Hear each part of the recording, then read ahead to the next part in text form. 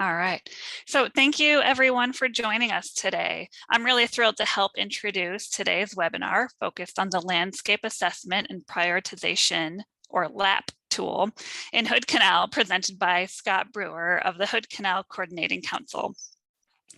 My name is Rebecca Brown, and I work for the Department of Natural Resources, where I am part of the National Estuary Program Habitat Strategic Initiative Lead Team, or Habitat SIL, supporting the land development and cover implementation strategy. And Scott, if you're able to advance the slide, please. Certainly. Thank you. So we've got first a few quick housekeeping notes. This webinar is being recorded. It will be available through our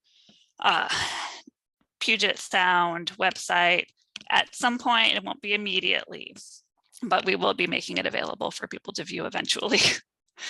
We're also planning on having time for questions at the end of this presentation. So when we get there, feel free to use the hand raise reaction on Zoom, or you can type a question in the chat and I will facilitate a discussion for Scott. We also, if you're having Zoom technical issues, we do have my colleague Elizabeth Spalding on hand, and her email information is there on the screen. And so you can email her or send her a chat in through the Zoom chat function. Okay, next slide, please, Scott. Thanks. So as I mentioned, I work for the Habitat Strategic Initiative Lead Team, which is an interagency team supporting the National Estuary Program, co-led by the Washington Department of Fish and Wildlife and the Washington Department of Natural Resources. Our focus is on advancing Puget Sound recovery through collaborative planning and strategic investments. We award grants with the Puget Sound Geographic Funds through a cooperative agreement with EPA in support of the Puget Sound Action Agenda and implementation strategies. One of the reasons this is exciting is because these dollars go towards a traditionally difficult to fund actions that catalyze greater opportunities for recovery. Okay, next slide, Scott. So today you'll hear from Scott about the use of the landscape assessment and prioritization tool, a geospatial decision support tool designed to assess the effectiveness of the policies, programs, and protection and restoration efforts used across the Hood Canal Basin. The Habitat SIL originally funded the LAP tool project as a near-term action recommended by the Hood Canal Coordinating Council. Phase 2 builds upon the pilot phase. The LAP tool benefits many aspects of watershed planning as it looks across silos to apply its prioritization capabilities to restoration and protection actions, including salmon recovery and land use protections.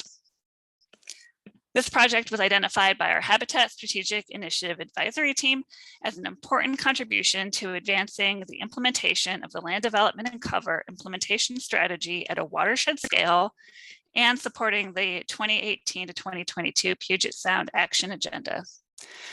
It represents a longstanding continuation of the Habitat SIL's work to catalyze recovery actions for habitat and critical species by using the best available science, local knowledge, and partnerships to inform recovery plans. Even though the funded portion of Scott's project is coming to a close, we're very interested in the discussion today and continuing the conversation for how efforts like this can inform regional recovery goals. All right, next slide, Scott. So one more note that if you want to get more information on the Habitat SIL, please visit our webpage, and you can subscribe to get updates through the webpage. And I look forward to this discussion today, and I've shared my information here if folks would like to reach out. I will be putting some links in the chat about this project and the Habitat SIL and the land development and cover implementation strategy. And then with that, it's my pleasure to introduce Scott Brewer from the Hood Canal Coordinating Council. So take it away, Scott. Hey, thank you, Rebecca. Welcome, everyone. Good morning. I believe it's still morning. I'm Scott Brewer. I'm Executive Director with Hood Canal Coordinating Council. This presentation is going to provide an overview of, you heard Rebecca give that introduction there of our Hood Canal Landscape Assessment and Prioritization Tool, or we also call LAP tool. Thanks for joining today. I just first want to put out a disclaimer. Up until about early November of last year, 22, this project was spearheaded by Haley Hargith of our staff. Haley has taken some well-deserved leave with the birth of our second child in early November. In the audience today is Jay Watson. He's a consultant we've been working with, his group Environmental Policy Matters. We hired Jay around that time, anticipating, the leave. Jay has taken over as the main project management. I have been trying to fill Haley's shoes and confuse Jay as much as possible. So I just want to apologize in advance. We may not have all the answers of any questions you have, but we will do our best to answer and find those answers for you if we don't have them. So let's take a look at what the LAP tool is, or from a very high level sense. It's a geographic information system, or GIS based decision aid. It's not a model. It just helps. It helps with understanding what's going on out there on the landscape at the moment. You can build interactive electronic maps on the web page. It's intended to be interactive, user-friendly, selecting data layers throughout the Hood Canal and the Eastern Strait of Juan de Fuca. And that's the geographic extending ways of what the Courting Council works on. And particularly because that just represents what one of our main focuses on, summer chum salmon listed as threatened under the Endangered Species Act, and that's what's known as that evolutionary significant unit, or ESU, for summer chum there. So I think Rebecca mentioned about pilot phase, or phase 1 of LAP tool was done prior to the beginning of this particular phase 2, as we call it. What we were able to accomplish in phase 1 was a framework developed to identify priority ecological areas facing those highest development pressure areas from land use, from other issues, problems, understanding better how the habitat functions, how the environment and ecological functions are happening there. The challenge is, though, that we learned data.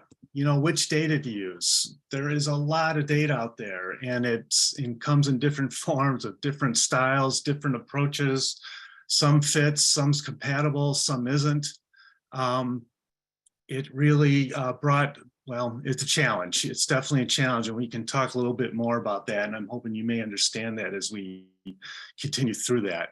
But we're learning that. We learned that in phase 1. Maybe that was pretty obvious, but there's a lot more out there. We've been looking at over 150 different data layers, and I'll talk a little bit more about that as well. There was also a challenge about a clear understanding of land use activities. What is happening out there? Land use across jurisdiction, it's just not consistent. Each land use authority, and I'm thinking primarily the counties where we work, and the tribes too, they just approach this all differently. Projecting the future pressures, very, very uncertain. There's lots of, projections about population and growth and where it's going to be. How good are those? We're not too sure. And it was really important too to develop a user-friendly mapping tool. That's what we believe that really what need to happen here with this phase 2 approach. So let me now get into give you a little bit of context here. I'm going to go through a first set of slides. There's going to be 2 parts. The first is going to be about a conceptual overview of how this LAP tool works, and then the second set will give you some examples of the applications and the outputs there. And just please recognize this is by no means the full extent and potential, I don't believe, of what this LAP tool could be used. And also recognize this is a work in progress right now. We're still almost done with the contract. We're wrapping up final reports, tweaking a few things, doing a bit of refinement, quite a bit of refinement on, the application, the technical aspects itself, and then the data and that. That will all hopefully come to fruition by the end of this month, and we'll have reports and other things for all of you to look at in more detail after the end of this month. And we'll keep you apprised of that, or Rebecca and company will. So it's a GIS cloud-based system for storage, retrieval, analysis of geographic data. I think many of you probably are quite familiar with what GIS is, but I'm just going to walk through a little bit of it here. The data in the Coordinating Council's GIS is drawn from a variety of open sources, all of which are web-based. Those consist of federal, state, county, tribal government sources, as well as a variety of privately funded sources such as land trusts and conservation groups. It also contains data developed specifically by the Coordinating Council for its own purposes. Particularly, like I mentioned, our focus is quite a bit on summer chum salmon recovery. So we've done quite a bit of work in that area with EDT, an Ecosystem Diagnostic and Treatment Method approach, which has been very helpful. And we've done some prioritization too of our salmonid stocks, actions, and issues. And I'll talk a little bit more about that as we move along. The lab tool draws on the tons of number of data layers, approximately 150, as I mentioned. However, we try to streamline, displays the most relevant data layers which address the watershed health in general and salmonids and summer chum more specifically. A little bit of background, this has been in many years in the works. We first started out with trying to give it a handle on what's gone on with the land, how is it managed? And in Hood Canal, I think well, some of you that are kind of familiar with the canal, we're blessed with quite a bit of, I would like to say, pretty good quality habitat in situations that way. I'm not saying, you know, it's perfect. It's certainly not pristine, etc. But it tends to work in certain areas, and protection is kind of a major focus here. We've got lands, managed lands that go from national parks, where essentially, you know, no touch, to you know, some developed areas, no incorporated, no cities outside of Port Townsend. There is one urban growth area in the Belfair Union area in the south end of the canal. But for the most part, it's in pretty decent shape, I would say, and that helps for things that we were able to work with, and we're trying to take advantage of that and understand that.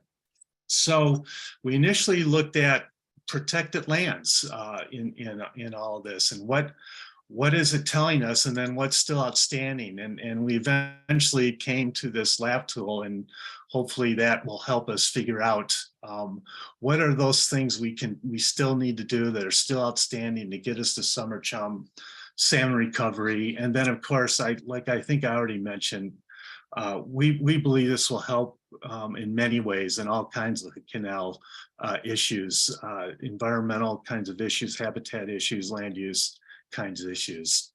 So it's a web interface that allows user-friendly access to the GIS base map, and there's three categories of data layers, which are most relevant to watershed health and salmon habitat. Those three layers: current ecosystem conditions layers, land use policies and management layers, and then future projections. We tried to incorporate all of that into that. This next slide I'm going to show you now will give you a bit more of the flavor. This is what we've landed on right now out of the 150 that we selected out of the various data layers. I'm going to let you read through all those, but the three categories is the current ecosystem conditions, the land use policies and management, the future priorities, projections, and conditions. And then we put that over a base map of, you know, things like landforms and topographic relief, et cetera there, just to give an idea of that. So that is in a nutshell the various layers that we have available at the moment and how we're using this at the moment. And again, recognize, yeah, the current focus right now is on the summer chum situation. We're just very data rich and very knowledgeable in that area. And we just really believe and see now that this lab tool is going to help with that quite a bit. So a user can select any or all those previously listed data layers that you just saw there to display the level of the whole canal and eastern strait of Juan de Fuca at multiple watershed layers, a scale, I mean, at a single watershed scale, at a very small parcel level scale. We've got every tax parcel that's out there that we know of built into this throughout the area. Any scale in between, you can zoom in and out. There's quite a bit of potential. A user might want to visualize a single or a few data layer selections to get an overview of this impact of what's going on, and you know, you'll get a chance when we get this ready to put out there into prime time and get a chance to play with that and see how that might work. There's various, especially at smaller scales, there's various data layers you can add and subtract to explore the relationships. It may be less visualizing, it's less of a visualizing experiment and hypothesis testing exercise. In other words, what are those cause and effects? You know, maybe you say, hey, there is enough wood in this stream to allow plenty of rearing habitat. Then you can visualize where is that habitat. You can look at data layers about amount of wood, largely debris out there, and that will help give you a better idea about what you can focus on or what not to focus on. And we'll be showing you a little bit about that when we get to the examples coming up pretty soon. So this graphic represents a more formal view of the whole lab tool process and its output, but ultimately a decision project is going to probably be driven by the use of the lab tool to help solve a problem. It's most likely it's going to involve a written hypothesis, you know, what's the cause, what's the effects, along with the results of the lab tool, which supports or refutes that hypothesis. It might propose courses of actions based on potential of the causality realized by the lab tool, and it will be developed for a target audience with an interest in or a jurisdiction for or control of resources for addressing that particular problem. In other words, hey, let's say in the Union River, fine sediment is a problem there. You can use lab tool to show where that might be happening, and then maybe you can help start zeroing in at where's that fine sediment coming from. Is it because of a lot of impervious surface area out there? Has it been logging that's going on? Is it the way the land is regulated and used? What kind of projects have happened and or not, and that kind of thing. So it's really a decision aid product, this tool. It's to be the start of the conversations over what kind of actions you want to take. It is not the decision itself. That's up to the people that are going to be involved in these different things. So some potential uses of this lab tool: visualizing various conditions within the whole watershed out from Hood Canal out into the Eastern Strait at a variety of scales, hypothesis testing, exploring the possible causal relationships between using different data sets, projecting current trends forward to attempt to identify future vulnerabilities, identifying hotspots, which might be, you know, amenable to a single simple fixes, etc. All of these exercises are going to be, you know, they're going to need some ground truthing though. You know, you've got the data, but is it the right data? Is it good data? How new is it? What's happened in recent times? And, you know, is there truly a problem there? It may be something's going to show, hey, you've got a pretty fine sediment load going on, but your fish population's doing great. So what's going on with that? And we can talk a little bit more about those kinds of specific examples as we move forward here. So what we've been able to do, and I gave a previous webinar about status of threats, and particularly for summer chum salmon. We're in the process of establishing where are we at right now. We wrote that recovery plan back in 2005 when it was adopted by NOAA Fisheries in the state of Washington. We've learned a lot since then. And we're now looking at what's left, what's still outstanding, what is the status of those threats? What's the status of those issues, moving forward? So we were able to do a prioritization of our cell-mounted stocks then. And it's important that we do prioritization because the actions you're going to take, you need to do that. You got to take into account the various societal values, ESA listings, ecological interactions, economic, cultural values that all matter in the areas where you're trying to focus on and what you're trying to do. The resources, funding, as you well know, it's very limited. And so prioritization is important. I think this is really obvious, but I think it needs to be emphasized and reminded often. And it's not an easy thing to do. It means having hard discussions, and it means making some hard decisions. And it means you may make a mistake, but that's all right. You should be able, you learn from those as well.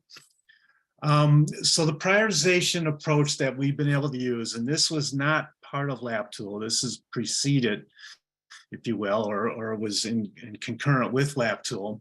As we looked at every cell-mounted stock in the region, they were all identified and they're all prioritized for action using a defined scoring criteria. All habitat issues were identified for each cell-mounted stock, and the way we looked at stocks like Skokomish River chum, Skokomish River coho, Skokomish River chinook. So there would be 3 right there. We seriously looked at 390 of these kinds of relationships, but then we've taken more of a focus on summer chum for our particular purposes there. Let's see, here's a conceptual depiction of how we set up a logic chain to look at that. So you can see we've defined or articulated the issue affecting each stock, the relevance of that stock, causes of the problems, potential solutions, actions, hypothesis for what the actions we believe would do, and then what are some of those uncertainties. We have pages and pages and tables for each one of these areas, each one of these watersheds, each one of these stocks with this, and did some scoring along those lines. So that background, that prioritization then is what we used to come up with a visualization that we can use in the LabTool. Now, this looks at a particular attribute, riparian function, to the extent that the riparian area has been altered. We took a look at, we gave them a score of 0 to 4, with a value of 0 meaning that that issue is just not very applicable to the stock, very little influence, and a score of 4, though, that indicates a very high importance or applicability. Anyways, means something to that particular stock. A value of 1 means low importance, 2 means medium, and 3 means high importance. So the greater uncertainty in something that we know about an issue that's affecting a stock, like lack of rearing habitat or high temperatures or bed scour or things of that nature. So the greater the uncertainty should be guarded to tend to produces that kind of a lower score. But where there's compelling reasons, and this is where we just had to rely on, experts, best judgment, etc. Compelling reason exists that issues substantially affecting a watershed and therefore a stock. We generally assign that a high score 3. The highest value possible is 4. That was a sign, meaning that was important, that needed to be dealt with. Let me go back. So riparian function, I know this is a very, obviously a static picture here, graphic. This was pulled out of the LabTool. You were able to drill down to each one of these. Here's the Skokomish system. This is Union. Quilcines up here, snow salmons up here. Anyways, if you look at the different colors, the yellows kind of low, the whites are lighter, 0. The darks and reds very high, and so the 3s and 4s, and primarily 4s, is what is suggesting us that we really need to take a good hard look at. Bed scour, same thing. We did this, and again, I'm just giving you this as a very, very high level example of what you can do. This is just not all the data. Riparian area, bed scour. We looked at fine sediment in different systems, and we also looked at woody debris, or the amount of wood within the reach there. So to get even more specific, took a good hard look at the snow salmon, and which is, you see in the map here, up here in Discovery Bay, and then the Union, which is at the end of Hood Canal, kind of two extremes almost, if you will, of the ESU for summer chum salmon, anyways. So what we did, first of all, for snow salmon, and primarily looking at Snow Creek, because right now snow and salmon are not connected. They flow into Discovery Bay separately. About 100 years ago, they were connected. They were disconnected about 100 years ago. And that might be part of the problem of what's going on in Snow Creek or not. We'll see here in a moment. So this is taking a look at Snow Creek in particular. There on the left-hand side is that focus area. You can drill down even closer with these and pick up each one of these parcels if need be. So as it starts moving to the north, the color, I don't know if you can see on this middle frame here, but the color changed to more of a darker red there. That means that is saying to us the riparian function is degrading in areas shown as you keep moving north there, and you move out of the wetland areas. That shows similarly you've got some problems going on in the Snow Creek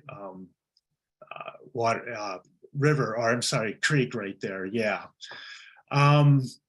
Bed scour also getting worse, particularly lower down here as you're moving north on Snow Creek. It's got some problems up in the south end or upper end of the river. It gets a little better in between, and then it's problematic again as you're moving further out.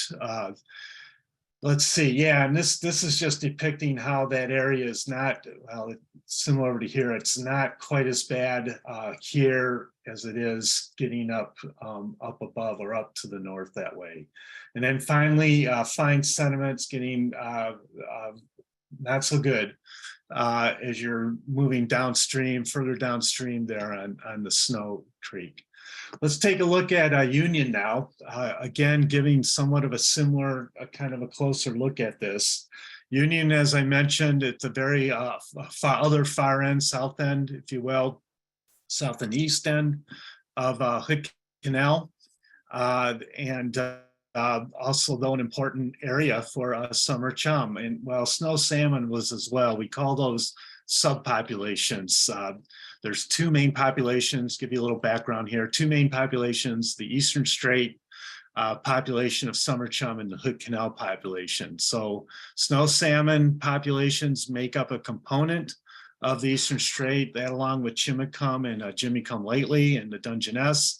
And then down in Hood Canal, the Union is a subpopulation that's combined with 7 others there, including Dosey Wallace, Duckabush, Skokomish, etc.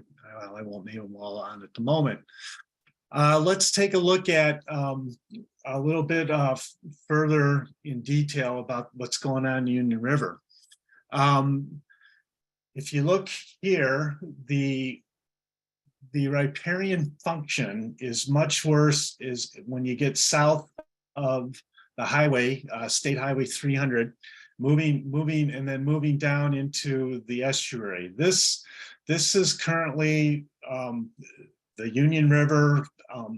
Well, as it looks now, on your right here is the Union River with a sea level rise factor in. We have the ability to, based on data that's available, to look at various levels of sea level rise. This one on the right looks at a sea level rise of 1 foot. You can see, I'm hoping you can see anyways, that it starts inundating more of the land and the habitat there. It starts getting perilously, I think it's perilously close, if it isn't already, to the highway. And so that just has multiple implications of what are you going to do about it? What needs to happen, not only for summer chum salmon habitat, but also for infrastructure, highways, people living there. We believe and feel and think that, the counties are very interested in this kind of a thing to help understand, and we can show or point out what's needed in terms of summer chum habitat, what's needed in terms of making sure the highways, I guess, stay there or not, what makes sure where people can live or not there. What's fascinating here in the Union is, yeah, we've got these problems with the riparian function. However, the summer chum population is very robust in there. It's doing quite well. And so it's it's kind of a go figure what's going on. So what do we do? Maybe nothing, or I mean that could be one extreme. Or do we think about the future? I mean, we could just say, well, there won't be sea level rise, and maybe we do nothing, or there will be sea level rise, and we might think about what are the implications of that. Now, some of those implications might be, where do you do projects? You don't want to put restoration somewhere perhaps that's going to be underwater in a few years, or that kind of thinking and discussion. This is where I believe, though, the LAP tool can help facilitate those kinds of discussions with all the different people that it needs to be involved in those kinds of discussions. So let's look even a little bit closer at that situation, just to give you a better idea. Primarily, this is the point here, is this is how LAP tool can be used. So this frame on the left side, that's with no sea level rise. That's where you can see that the darker color here, the riparian function is getting worse as you come below, as it starts to flow below.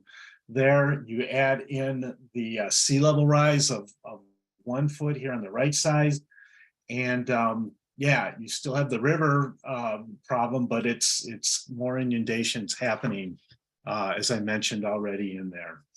So that I hope gives you a flavor there. Now, what is missing here at the moment, but we do have it in a database. We can start clicking on, like zoning, or how is land managed, what is built where, what kind of land covers is involved in all around here. Where might there be temperature? We got data on temperature, on bed scour, on woody debris, that kind of thing. All of that might be, or could be, very helpful in those discussions about what do you do if you do anything, what are you going to do about it? So let me move on. So just want to wrap up here. It's just like any other GIS system is LAP tool. It's interface designed. It's just providing all that. We hope a very smooth, a much more smooth, or a smoother user experience, and not make a user sort through 150 data layers. It's designed to draw on the most relevant data sets for watershed health, for salmonids, for summer chum. It's based on this expert advice and research that we've been doing. The GIS team that we've been able to put together, and biologists, we sought out the best, most relevant data that's available for Hood Canal and the Eastern Strait, with these specific purposes in mind. We've been building this database for over 20 years there or more. And then lastly, the LAP tool is flexible and evolving. So existing data are constantly being updated. Additional data sets are being investigated and researched, and new data sets can be added as additional or new questions are posed in the future. I can't overemphasize, though, what's extremely important. You just don't push a button and get your priorities. You and whoever else you're working here with, and who it matters, are the ones that have to make some decisions, have that hard discussion, and you have to say things like, hey, we want to make sure summer chum thrive and continue and sustain into the future. what will it take to do that? What kind of land use, what kind of development, what kind of conditions, or not? And it might mean, does it mean people can't develop there? Well, then if that is the case, let's talk about it. I mean, or maybe they can develop there, but it's under certain situations. Again, I'm not promoting one particular thing over the other in that regard, but I think that's where the lap tool, though, can come in quite handy to help us figure out, have those kinds of discussions. So that's all I have for right now. I'm going to stop there. Great. Thank you so much, Scott. That was really interesting. And especially thank you for all that work that y'all have done over the 20 years to get this tool up and running. So we've got plenty of time for questions. If folks want to chime in, you can raise your hand using the reaction button, or you can enter something in the chat. And then Scott, I don't know if you want to stop sharing so we can have people's faces up on the, or people's names at least up on the board. And while folks are maybe thinking of a question, I've got one for you. So I guess for anyone who may be considering undertaking this project in their own watershed, what sort of lessons or best practices can you take away from this? And like, what do you wish what do you know now that you wish you had known when you started the project? Well, I think the positive lessons learned, I believe, is that this, it depends how I want to say this isn't that hard, because we were able to use data that exists. We did not go out there and gather new data, create new, it was all there. Yeah, we certainly gathered other data like for summer chum, because that's what we're trying to do is with salmon recovery for summer chum, but that we were able to use that in the lap tool in there. So that is helpful. But the challenge, as I already mentioned, there's a lot of data out there and some of it's not good. Sorry to say, I won't point out any names, but some of it is not bad though either.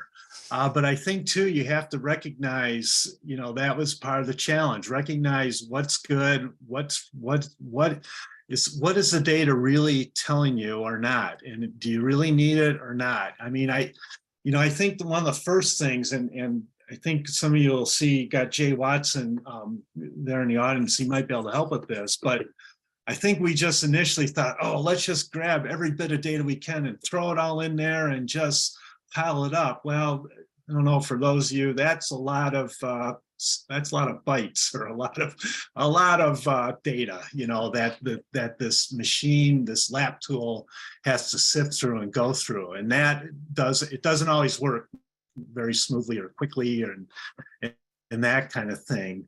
But that's what you learn though. You don't need all that. Like I think if I went back, if you remember the slide showing the different data layers under the 3 categories, that's just a piece. Those are just subsets of the total 150.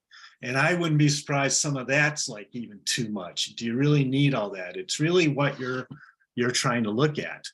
I think the other thing is we realized, we were hoping we would have more of, I'll call it an analytical tool. We thought we could be able to really put each of these into, we would call them assessment units, and some kind of a tool where things would be weighted.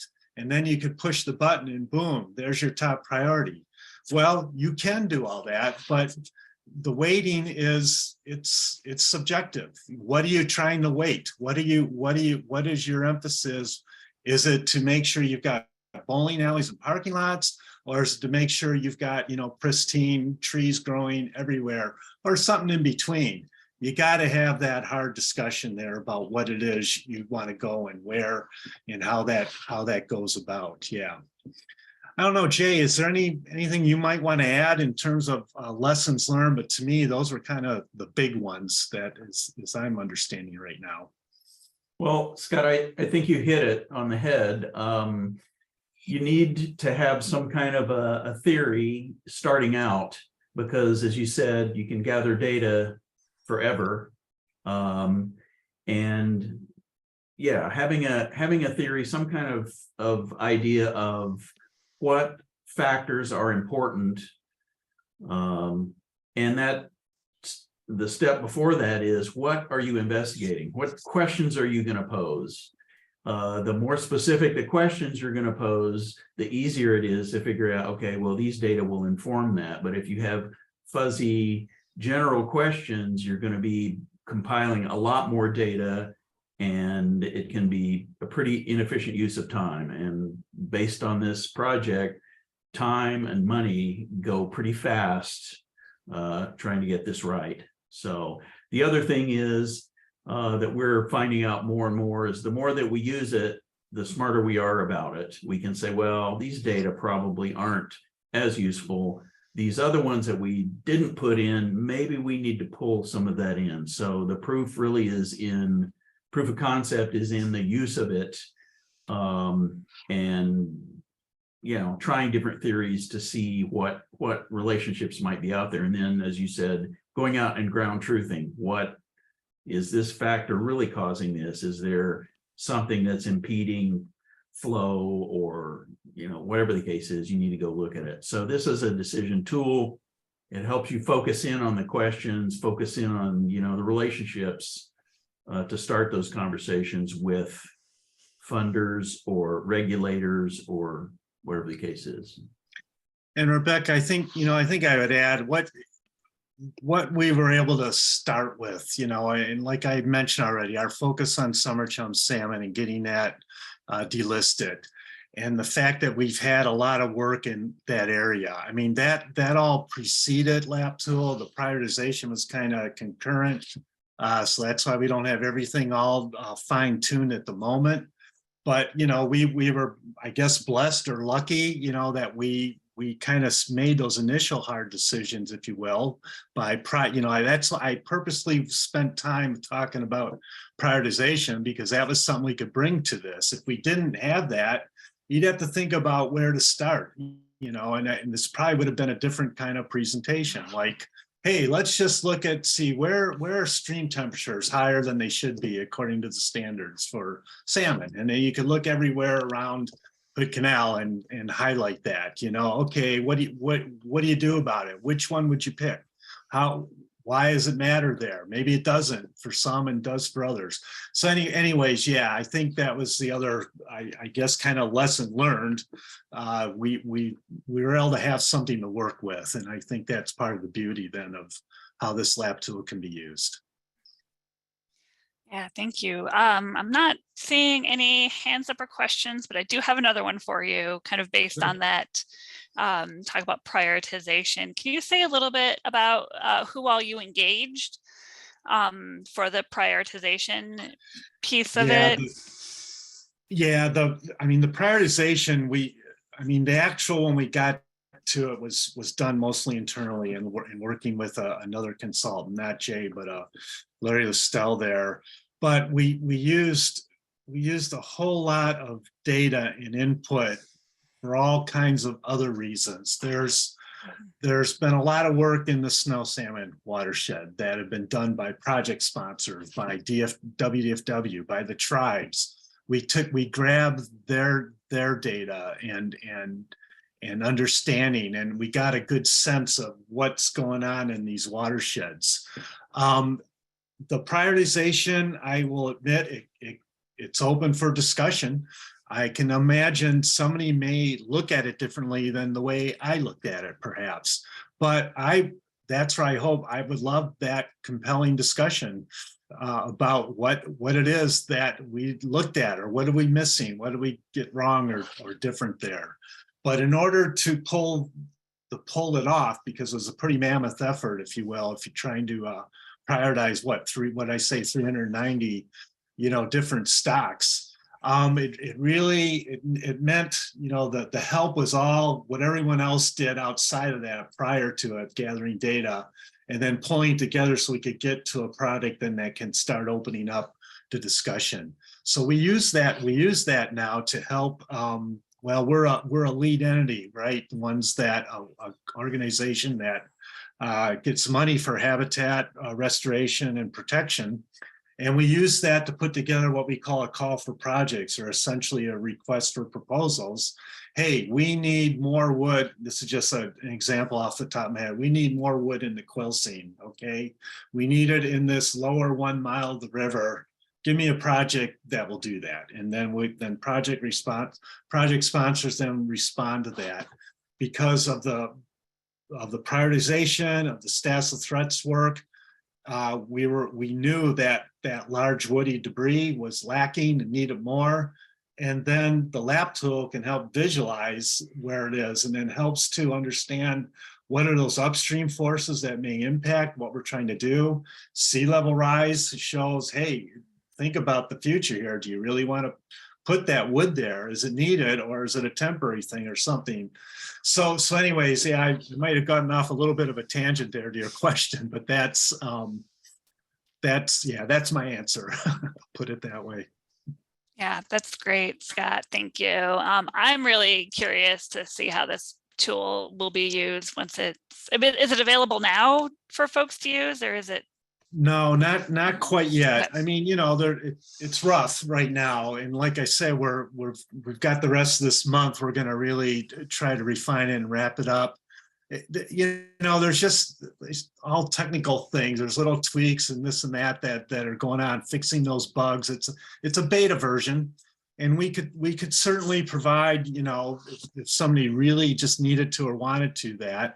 But I'd strongly urge you to wait, if you will, like about a month or two down the road here and do that. However, I'm not trying to hide anything in that. Let me know, see what you can take a look at, but we'll definitely, Ask Jay, we'll definitely have some caveats around what you might be looking at. Yeah. Yeah. Okay. Well, I'm really excited to see how this tool gets put to use. I think it'll be really great. So thank you. And again, I'm not seeing any other questions in the chat. So I think we're just going to wrap up. Yeah, thank you so much, Scott. This has been really great. I really appreciate all the work that you and your team have done to put this together and over the course of the project. No, I understand. Thank you. Thank you very much. Yep. All right. And anyone, of course, need to get a hold of me if you want to, if you think of questions or whatever later, please don't hesitate. Thanks. Yeah. And thank you everyone for attending, and have a great rest of your day.